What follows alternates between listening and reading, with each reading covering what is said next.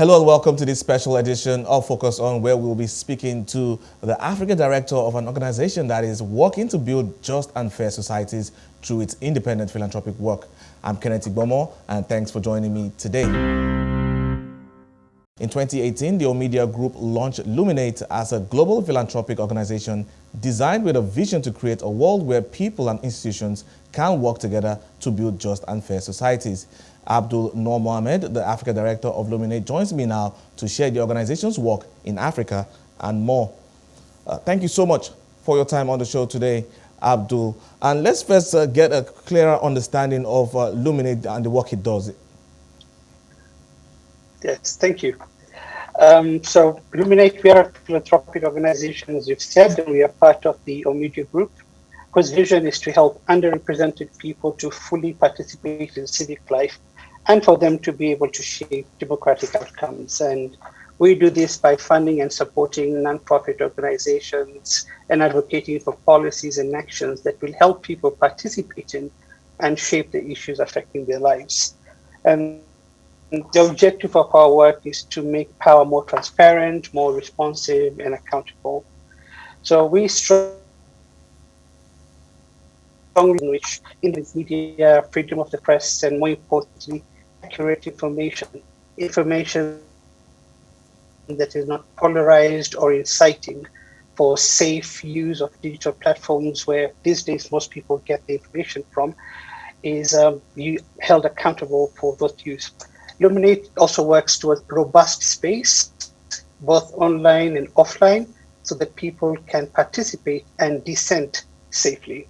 Our geographic footprint is broadly in the global south, so here on the African continent, and also in Latin America and Southeast Asia.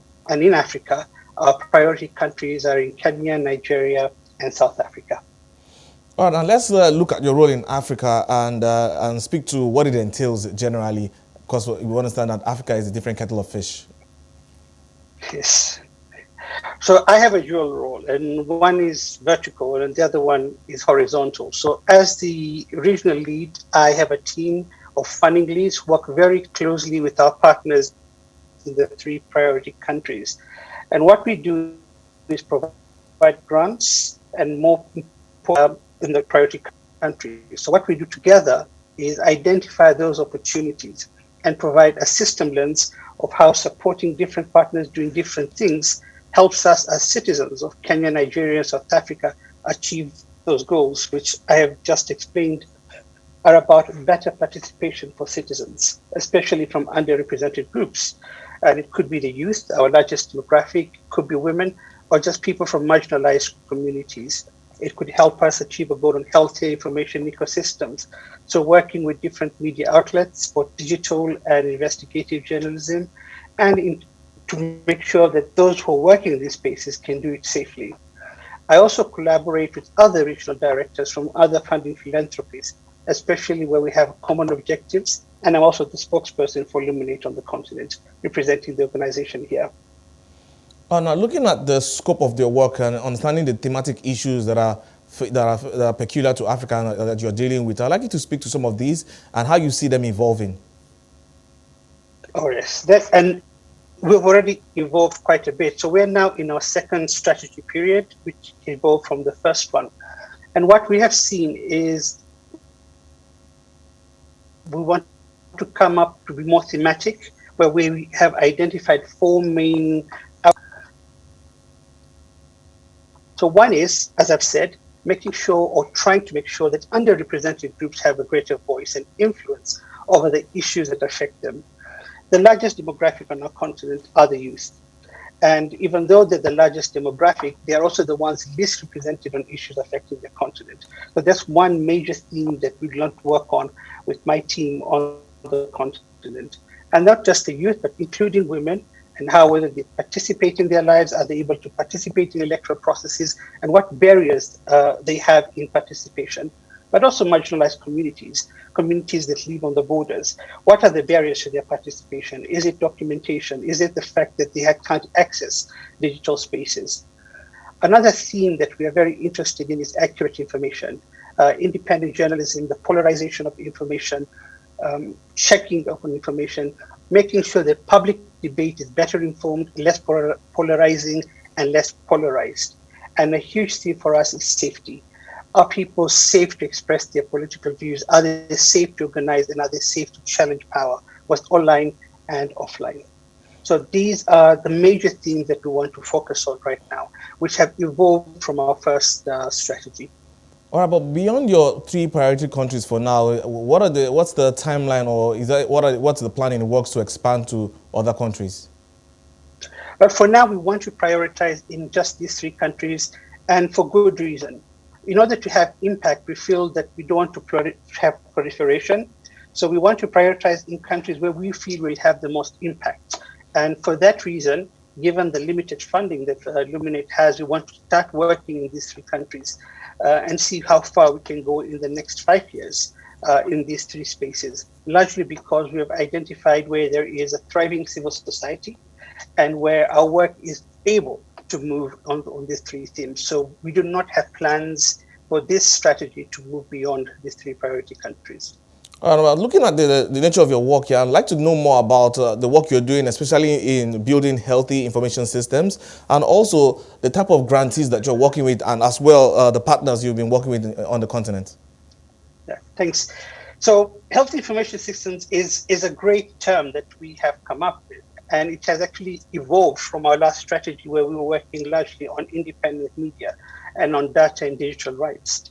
But one of the challenges around the world, not just in Africa, has been the threat of fake news and has been the threats that media and traditional media has faced. So we feel that one of the challenges in our society is on information, where people get information from, and whether that information is accurate. So that is why we feel we want to prioritize our work on healthy information ecosystems. Where do people get the information from? Is it from traditional media? Is it from digital media? What are the challenges that digital media faces? Is it information on digital media accurate? And if it's not accurate, how can we ensure that it is accurate? Most importantly, what do we do when it comes to fake news? How do we hold platforms like Facebook and WhatsApp, Instagram, Telegram, TikTok accountable so that their platforms are not misused? And that's what health information ecosystem is about. It's about working to ensure that information that reaches the people is accurate and people can use this platform safely. So among the people we work with on the continent, it's a diverse group. It could be groups that work on investigative journalism, such as Amambungani in South Africa, or the Center for Journalism, Innovation and Development in Nigeria. But it could also be innovation hubs, such as the Baraza Media Lab, which Luminate worked with and started working with in Kenya, where young, innovative entrepreneurs on media can come and develop their work, start new podcasts, and learn how to develop new digital media. We are working and investing in Africa No Filter, which is helping young Africans tell story about Africa in their own perspective. We work with the Big Debate in South Africa to make sure that public debate is healthy. We work with Debunk in Kenya, again, to make sure that the story is reaching Kenyan citizen is accurate and not polarizing. So we work with a variety of different digital media and mainstream media to make sure that the information reaching the people is accurate and it is healthy. All right, but let's get into some of the impact areas and what has been the journey so far and the milestones. Oh, fantastic. So one of the things that we did just is coming up with a report called Inflection Points. And why we looked into that report was to look at some of the impact of investing in digital media. And what Inflection Point did tell us is the importance of investing in native digital media. And what the report told us was very interesting because it was how digital media in Africa has made significant political and societal changes. For example, 85% of digital news organizations from that report had shown an increase in civic engagement, criminal investigations, and government registration from the kind of investment that philanthropists like us have made on digital media. An example, Ghana Business News said that its work had contributed to new legislation on e-waste and improvements to a school food project. In Nigeria, the International Center for Investigative Reporting highlighted the way that its reporting on withheld pension payments for retirees contributed to a partial example of these payments. Hamango in Nigeria trained women displaced by Boko Haram in Borno State on citizen journalism and provided them with small smartphones to document practices on IDP camps. And subsequently, they've been able to report on food diversions and food for sex scandals. Our investment in Amambungane helped them investigate the Gupta scandals, which of course eventually led to Zuma's resignation. So we have seen our investment in journalism has had an impact, and which is why we think that that is one major impact for our work on the continent. Well, but speaking specifically around the work and the impact on entrepreneurial journalists, well, what has been the outcome so far that you've seen? There are many challenges we have seen in entrepreneurial journalism. One of which is how they have managed to survive during the pandemic. So what we do know is that mainstream media has largely suffered in one way or the other because of their dependence on advertising. So many of the journalisms that have been supported by philanthropies like ours haven't suffered as much because of the kind of investments that we made to them. So they've survived the pandemic. And the impact of their work, we noticed, was they were able to survive the pandemic because of their dependence on grants, and that has been a good thing for them. We saw their work on solutions journalism in Africa, so they're able to concentrate on doing work rather than looking for funding. Now, that's a good thing, but there's also the danger of over-dependence on grants. But then again, one of the good things about Luminate is that we have invested globally on what is the International Fund for Public Interest Media. And this is an independent, multiracial, multilateral initiative dedicated to supporting journalism in low and middle income countries as a key pillar of democracy. And the idea is to help different media survive where they will survive independently. It has funding from governments, corporations, development agencies, and the fund will support media outlets producing trustworthy coverage in public interest. It has been supported by partners like Luminate and BBC Media Action, and now governments like the United States and Australia have pledged to put money into it so that digital media do not have an overdependence on funding. But entrepreneurs can continue to depend on us as we give them support. And we have seen them investing in hot button issues such as human rights and corruption and defending against authoritarianism, although this has also come at a risk to them. And some of them have had to self-censor because of this. Definitely quite a lot of issues there to grapple with there. But finally, Abdul, before I let you go, looking at how Luminate is positioning on the continent, I'd like you to speak to that importance of building these ecosystems to scale innovation.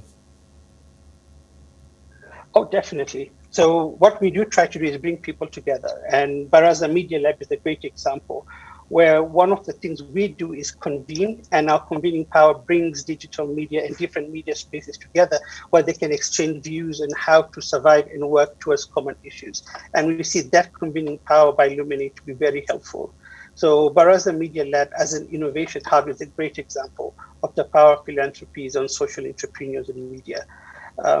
So young entrepreneurs learn how to come up with new ideas such as podcasting and such as surviving in the digital space. And this has contributed to online activism, contributing to systems change and civic engagement.